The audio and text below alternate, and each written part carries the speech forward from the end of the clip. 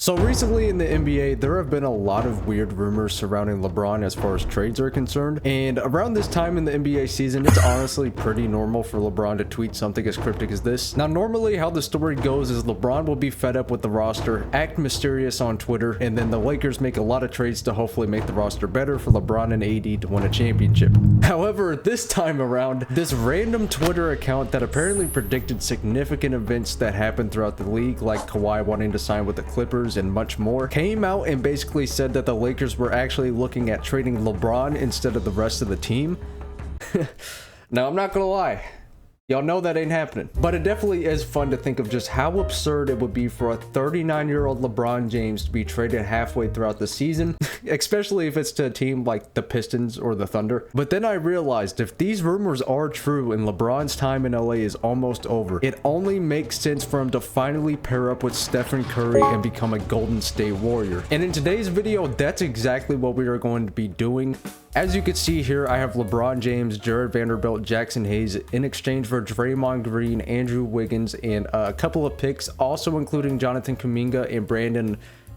Oh my god, I'm not even going to try to pronounce that guy's last name. But also, I would like to point out that this is definitely not the trade that would actually go down if he actually were to be traded to Golden State, because they would need to include way many more assets. But to be honest, out of all the trades that I've tried to come up with, this does seem like the best one for both teams. So you know what? I'm just going to go ahead and accept this trade, and LeBron is officially a part of Golden State. And yeah, this is a beautiful sight. Look at this. We got LeBron, Stephen Curry, and we still have Klay Thompson, which, hey, I know he's washed, but that brother could space the floor, so I mean, we kind of have to keep him. Plus, you know, for the culture, you can't just trade away Draymond and Klay. That would definitely get the GM crucified if he were actually going to do that. But I will say we definitely do need to improve this roster a little bit, because I mean, it's not looking that good. I feel like if this team were to actually go out and play together right now, they would get a lot of wins, but according to 2K, they probably wouldn't. So let's just go ahead and go inside the trade finder and see what else we can cook up. And for my very first trade, I'm going to do the team the favor and grab somebody that is very well known for grabbing rebounds, because theoretically, if we can get someone to grab plenty of boards and hit LeBron or Stephen Curry in transition, I don't think anybody's going to be able to guard that, because it's either you guard the three or you get dunked on. So I mean, it's pick a struggle at that point, which is why I'm going to be trading Moses Moody in exchange for Andre Drummond and Terry Taylor.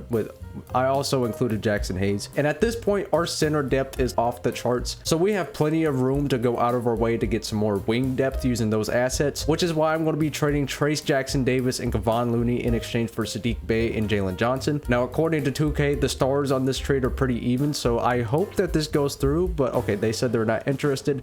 They want Terry Taylor in the second round pick, and we also get Wesley Matthews back, so I mean, I don't really care about that part. I'm just going to go ahead and accept the trade. And also at this point, I'm going to switch LeBron from a power forward to a small forward so he can go back to his prime position. And looking at the small forward depth, we probably should either switch someone down a position or trade for another small forward, but I think I'm just going to move Sadiq Bey down to small forward. And yeah, he definitely does improve as a player with that change. So currently, this is not that bad of a team. And even though I said that trading Klay Thompson would be blasphemy for Golden State, I might just have to pull the trigger, because look at that salary. He's making way too much money to be that low of an overall. So you know what? Let me just go back into the trade finder and maybe I can find a suitor to, you know, replace him. And currently I just saw Bruce Brown and Gary Trent Jr., but they also want Andre Drummond back. So is that even worth it? I don't really think so. And wow, we can actually grab Bradley Beal from the Phoenix Suns. Now, that kind of seems like a no-brainer,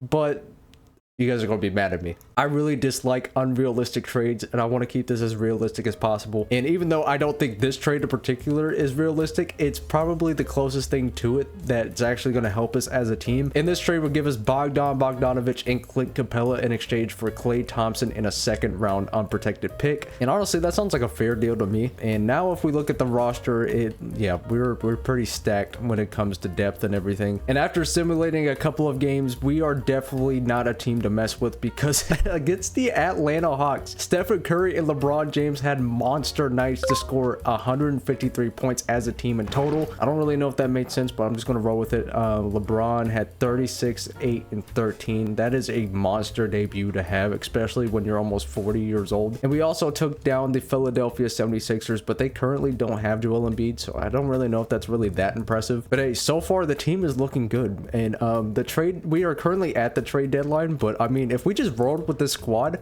I think that we are guaranteed to win a championship. Okay, let me not get ahead of myself. We're definitely not guaranteed in anything on 2K, but currently so far looking at it, we are balling out. Stephen Curry and LeBron James definitely are like probably top of the line as far as duos are concerned all time. And the craziest part about it is that both of these guys might actually be outside of their prime. If we were to do this in like 2016, the entire league would just be, it would be earth shattering. But anyway, after fast forwarding to the end of the NBA season, it looks like Luka Doncic pulls out with an MVP. I mean, I've been gone from this channel for like 6 months and this dude's still insane. But Victor Wembanyama won Rookie of the Year. Russell Westbrook is 6th Man of the Year. And also Wemby pulled out with a DPOY as well. Kobe White's Most Improved and Clutch Player of the Year goes to Shai Gilgeous-Alexander. All of that stuff was really unimportant to us because I mean, none of them were on Golden State. But as far as all NBA teams are concerned, we have LeBron on all NBA second team for I think his 3rd or 4th appearance on this list. And actually, correct me if I'm wrong, I'm pretty sure I'm right. This should be his 3rd or 4th appearance on the squad.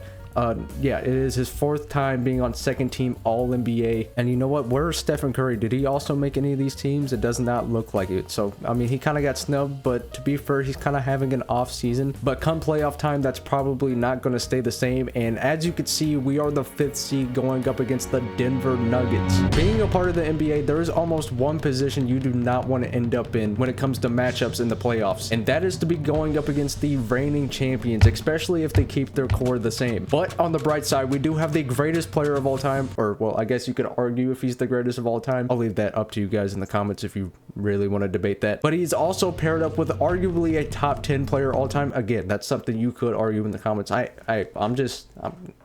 Don't shoot the messenger. I'm not saying he's top 10 all time, but actually, no, I kind of am. He might be top 10. And not only that, but we have a very complimentary roster paired around those two. As you can see, we have Clint Capella, Jalen Johnson, and Bogdan Bogdanovic starting alongside those two. And looking at the rest of the roster, we are pretty deep. I don't know if we are the deepest team in the league. That title might still remain to Boston, but I absolutely do love our chances of going up against Nikola Jokic's Denver Nuggets. And I'm going to go ahead and simulate this very first game, and it looks like we are going to pull through by a little over 10 points, I believe. And looking at the stat sheet, LeBron played like garbage. I'm not gonna lie, he played like some cheeks. He played 26 minutes with 10 points, 1 rebound, 9 assists. But honestly, I guess he doesn't even have to really worry about scoring the ball too much, especially since he has Stephen Curry on the team now. And going into game 2, I'm hoping that the result remains the same and we actually pull out with another W. But so far, it actually looks like we are going to come out on top yet again. LeBron James put up 40 points, 18 rebounds, 4 assists, 4 steals, a block on I think 56% shooting. That is just absolutely ridiculous for somebody who's almost 4 decades old. But anyway, let's see if we can just come out on top once again. We actually go up 3-0, and are we going to get the full sweep? Denver says no.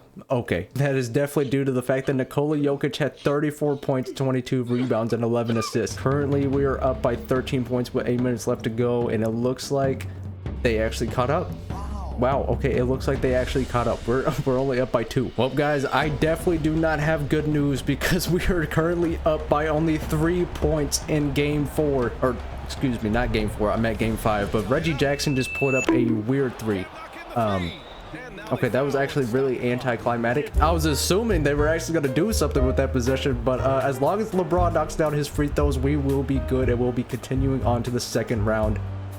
And the first one is no good. I can honestly see why people call you LeBron. But it's okay though, because if he knocks down the second one, everything's gonna be okie dokie. Let's see, he does knock down the second free throw. Jamal Murray's bringing up the ball, and he's not hitting anybody on the perimeter. It looks like he's giving it off to Jokic, who gives it to Aaron Gordon, who goes back to Jamal Murray, who puts up a 3, and it's no good anyway. And it looks like your Golden State Warriors will survive past the very first round of the playoffs after defeating the Denver Nuggets, aka the reigning champions of the league. And I'm not gonna lie, you gotta feel good if you're a Warriors fan after seeing that. But you know what, let's go see who we play next, and it actually ends up being the Phoenix Suns. This is without a doubt like one of the most poetic matchups that we could have had, especially since Kevin Durant is a former Warrior himself, and he also has plenty of beef and history with LeBron James. I'm looking forward to a dominant LeBron performance, but so far I mean, I have no idea what the stats look like, but all I know is that it looks like we're going to be coming out on top in game 1, and we actually only won by 1 point. That's honestly kind of crazy because I didn't even realize that the game was that close. And it looks like LeBron had a nice little 27, 7, and 10. He did have 4 turnovers though, and he only took 11 shots, which is, I mean, that's not very common for a guy like LeBron. And it looks like Devin Booker, he played 43 minutes and only had 28 points. Not that that's bad. That's honestly really good.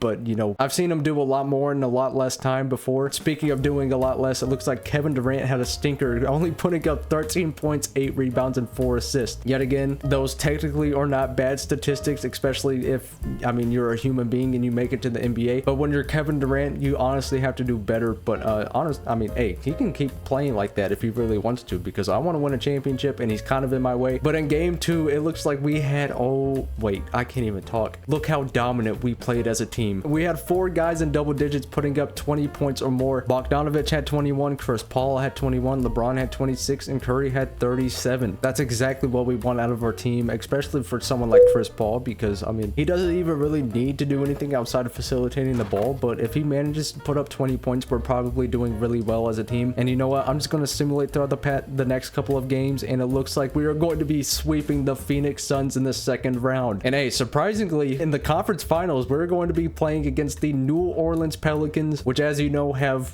one of the most versatile, well, I guess I can't say versatile, one of the most dominant players in the paint of all time, and he's only been playing for a couple of years, and that is none other than Zion Williamson. Now, I'm going to keep it a buck. Ever since I started doing 2K simulations years ago, the Pelicans have always managed to just come out of nowhere and put an end to my team's season. But anyways, after simcasting our very first game, it does not look too pretty for us. Never mind. How did we just come back? Well, anyways, the Warriors are currently on the defensive end of things, and we have to absolutely make sure nobody scores the ball, because we need to go to overtime. CJ McCollum's on a pick and roll. Please stop him, please. Why did Clint Capella foul him? On the bright side of things, this is definitely not their best free throw shooter. I'm pretty sure he only shoots like 70-something%. And not only that, but we do have 2 timeouts remaining and a second left to go. So yeah, as you can see, he did miss the first, and it looks like he did knock down the second. I'm going to need to see something crazy. Stephen Curry, it looks like he's wide open. Jared Vanderbilt passed the ball. He was wide open. Okay, you know what? He better make it still. Oh, what a shot from Curry with 0.6 of a second remaining. The brilliant shooting of Stephen Curry continues.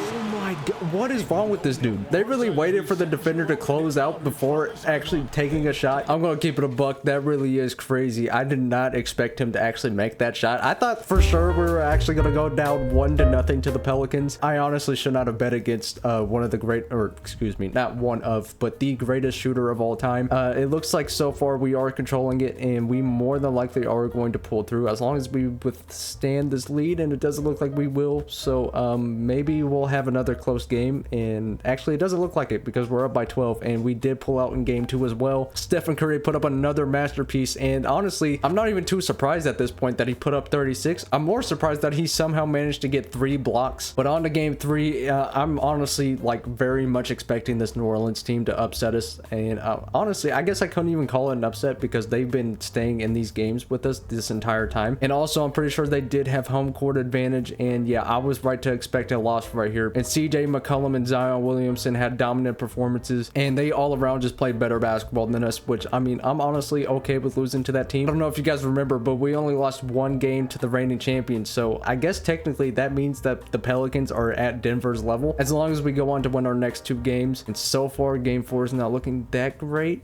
but I'm actually thinking that we're going to come out and pull out with a win here, and we absolutely do, because Stephen Curry put up 42 points and 10 assists. And you know what, let me just simulate through another game, and there you have it. The Golden State Warriors have just made another NBA Finals, and Western Conference Finals MVP did not go to LeBron James, but rather Stephen Curry. That is very much deserved of him, because honestly, LeBron was kind of a no-show, and he just kind of dominated the Pelicans as a whole. But it looks like our NBA Finals matchup is going to be up against the Philadelphia 76ers. 76ers. Now, quite honestly, this is a team to be afraid of, but I definitely do like our chances, especially since, you know, we've only lost 2 games by this point. So, I mean, we are playing pretty good. And after simulating our first matchup, we actually pull out with a win, only winning by 6 points, 119 to 113. LeBron James had a 34-point double-double. Stephen Curry was also Stephen Curry. And it looks like Tyrese Maxey led the charge for the Sixers, while Joel Embiid kind of shot inefficiently, but he still almost nearly had 30 points. The Sixers definitely are going to need stronger performances from Joel Embiid if they really do want to win a championship, but it looks like yet again we might pull out with another W, because currently we've controlled the pace of the game, and as far as I can tell, we never even lost the lead from the very beginning of the game. Stephen Curry had 38, and he nearly 40 points in the NBA Finals. And we managed to go up 3-0. Joel Embiid had 41 points, 15 rebounds on like 60% shooting. And that's not even to mention the defense that he played with 3 blocks and 2 steals. But yeah, it definitely wasn't enough. We might go on to sweep the Sixers. And yes, of course we do. Congratulations, LeBron James is the Finals MVP for the 5th time in his career. And man, I'm not gonna lie, this was definitely like, maybe LeBron should get traded to Golden State this year, because this Golden State team IRL has currently not been producing that many wins recently. So if they were to make a trade or somehow manage to actually pull it off, this might just be the result that they receive by the end of the season. But anyways, if you did enjoy that video, be sure to give me a like and consider subscribing if you want to see more on the channel. But anyways, thank you guys for watching. I'll see you in the next one. I'm out.